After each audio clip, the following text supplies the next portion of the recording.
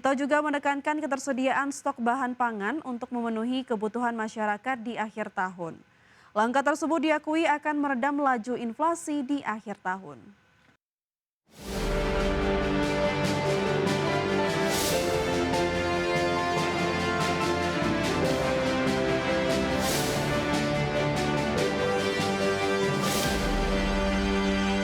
Jelang libur Natal dan Tahun Baru 2026, Menteri Dalam Negeri Tito Karnavian meminta daerah untuk memastikan kelancaran arus lalu lintas serta memperkuat sistem transportasi, menjamin kelayakan angkutan umum, serta meningkatkan koordinasi waktu pengendalian inflasi daerah. Tito juga meminta Pemda untuk mengeluarkan kebijakan diskon tarif angkutan mudik dan pengendalian harga bahan pokok. Tito juga menekankan ketersediaan stok bahan pangan untuk memenuhi kebutuhan masyarakat di akhir tahun. Langkah tersebut diakui akan meredam laju inflasi di akhir tahun. Nah, untuk daerah juga saya minta sama, untuk tidak menaikkan harga transportasi lokal, baik darat maupun yang di laut, sungai, jangan dinaikkan.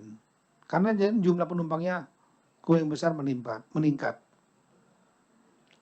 Kemudian juga kita juga mencegah terjadinya inflasi. Karena demand, permintaan akan tinggi. Orang mau merayakan, masyarakat mau merayakan Natal, Tahun Baru, liburan, dan lain-lain. Mereka akan belanja, spending. Untuk itu, tolong rekan-rekan juga mempersiapkan kesiapan logistik. Jelang Natal dan Tahun Baru, harga cabai rawit di sejumlah daerah terus meroket. Kenaikan harga cabai ini disebabkan minimnya pasokan akibat gagal panen karena curah hujan yang tinggi. Jelang Natal dan Tahun Baru, harga cabai rawit terus meroket. Di Pasar Kahayan Palangkaraya, Kalimantan Tengah, harga cabai rawit merah kini tembus Rp130.000 per kilogram. Kenaikan ini merupakan yang ketiga kalinya sepekan terakhir. Para pedagang mengaku lonjakan harga cabai ini disebabkan gagal panen petani lokal curah hujan yang tinggi, sehingga mengganggu pasokan cabai di pasar. Untuk memenuhi permintaan, para pedagang memperoleh pasokan cabai dari daerah Banjarmasin, Kalimantan Selatan. Cabai rawit merah ini. Cabai rawit berapa kilo? Kalau sekarang 130. 130. Sebelumnya? Sebelumnya 100. Sebelumnya 100. Ya. Kalau normalnya berapa sih? Normalnya kemarin 80, 90. Ini sudah berapa lama? 1 minggu. 1 minggu ini. Ya. Berarti berapa kali kenaikan udah? 7 hari lah, 1 minggu. Berarti berapa kali kenaikan ya? 3 kali. Sementara itu di Cimahi, Jawa Barat, harga cabai rawit merah naik lebih dari 100%. Harga cabai rawit merah kini tembus Rp100.000 per kilogram dari sebelumnya Rp40.000 per kilogram. Harga cabai merah keriting juga naik dari Rp40.000 per kilogram menjadi Rp80.000 per kilogram. Kenaikan harga cabai ini membuat daya beli menurun. Yang lagi mahal sekarang cabai rawit domba Pak, sekarang di 100.000. Asalnya berapa? Kemarin terakhir paling murah itu 60. Berapa? 3 mingguan ke belakang lah. Ini untuk cabai Tanjung, bawang merah, bawang putih? Cabai Tanjung merah sekarang di 70, keriting merah 80, keriting merah naik banyak. Bawang merah sekarang, bawang merah Brebes tuh sekitar 60.000. Para pedagang meyakini kenaikan harga cabai akan terus terjadi hingga berakhirnya Natal dan Tahun Baru. Dari Palangkaraya dan Cimahi, Tim Liputan, IDEX Channel. Pemirsa, PT United Tractors Tbk atau UNTR menyebut entitas usahanya PT Agincourt Resources menghentikan sementara operasi tambang emas Marta B akibat banjir dan longsor di Sumatera. Penghentian mulai 6 Desember 2025 ini dilakukan demi fokus pada dukungan kemanusiaan dan tanggap darurat. PT United Tractor Tbk atau UNTR menyebut entitas usahanya PT Agincourt Resources atau PTAR menghentikan sementara operasi tambang emas Marta B akibat banjir dan longsor di Sumatera. UNTR yang menguasai 95% saham PTAR memastikan langkah ini dilakukan untuk menjaga keselamatan dan membantu proses tanggap bencana. Perusahaan menegaskan bahwa penghentian sementara tersebut tidak menimbulkan dampak material bagi kinerja UNTR. Korporat Sekretari UNTR Aris Setiawan menyampaikan bahwa operasi tambang akan kembali berjalan setelah situasi dinilai kondusif dan sesuai koordinasi dengan instansi terkait. PT AIR saat ini mengelola area 646 hektar dari total konsesi 130.000 hektar yang dioperasikan sejak 2012. Setiap tahun, tambang Martabe memproses lebih dari 6 juta ton biji dengan produksi emas lebih dari 200.000 ons dan perak hingga 2 juta ons.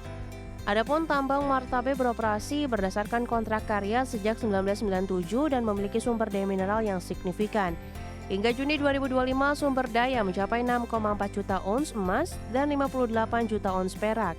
Sementara cadangan biji diperkirakan mencapai 3,56 juta ons emas dan 31 juta ons perak, menjadikannya salah satu tambang emas terbesar di Indonesia. Berbagai sumber, IDEX Channel. PT Energi Mega Persada Tbk, emiten berkode saham ENRG, melaporkan sejumlah fasilitas produksi terdampak banjir di wilayah Sumatera. Perseroan saat ini terus melakukan pemulihan untuk menjamin keselamatan dan kelancaran operasional. PT Energi Mega Persada Tbk, emiten berkode saham ENRG, menginformasikan kepada Bursa Efek Indonesia bahwa sejumlah fasilitas produksi mereka terdampak banjir di wilayah Sumatera. Perseroan saat ini mengoperasikan 10 wilayah kerja migas di Sumatera yang tersebar di Aceh, Sumatera Utara, dan Riau. Untuk wilayah kerja B di Aceh Utara, terdapat aset produksi dan beberapa karyawan yang terdampak banjir. Seluruh karyawan dan keluarganya telah dievakuasi dan mendapatkan bantuan darurat dari perusahaan. Fasilitas produksi yang terdampak masih dalam tahap persiapan untuk beroperasi kembali sehingga operasional belum dapat berjalan normal. Namun perusahaan memastikan wilayah kerja lain seperti Birun Sigli, Gebang, Tonga, dan seluruh WK di Riau tidak terdampak bencana. Meski wilayah kerja B terdampak banjir, perusahaan menjamin insiden ini tidak berdampak pada strategi pasokan dan logistik perseroan, termasuk kemungkinan relokasi proses produksi atau pengalihan distribusi yang tetap berjalan secara terkendali. Meski demikian, PT Energi Mega Persada menyampaikan ada potensi keterlambatan pendapatan akibat terhentinya operasional di WKB. Perusahaan terus melakukan pemeriksaan, pemulihan fasilitas, serta menyiapkan asuransi untuk menanggung potensi kerugian, serta memberikan bantuan bagi karyawan yang terdampak. Tim Liputan IDX Channel. Gubernur Aceh Muzakir Manaf memperpanjang masa tanggap darurat bencana selama 14 hari ke depan. Pria yang akrab disapa Mu'alim itu juga menyebut daerah yang sebelumnya terisolir sudah bisa dikunjungi.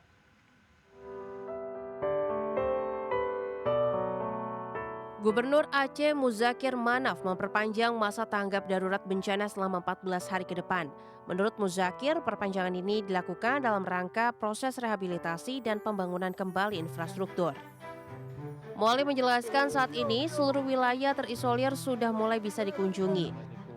Lebih lanjut, Gubernur Aceh ini akan berusaha dengan maksimal untuk memenuhi kebutuhan masyarakat, salah satunya kebutuhan air bersih. Sedang kita siapkan dan sudah kita siapkan. Memang kita kurang kan, tapi apa boleh buat, ya nanti akan nyusu di lapangan, ke lapangan supaya masyarakat betul-betul dapat air bersih lah. Selain membutuhkan bantuan dan air bersih, masyarakat yang terdampak bencana membutuhkan tenaga medis. Sebab sejumlah warga yang terdampak ada yang mengalami sakit.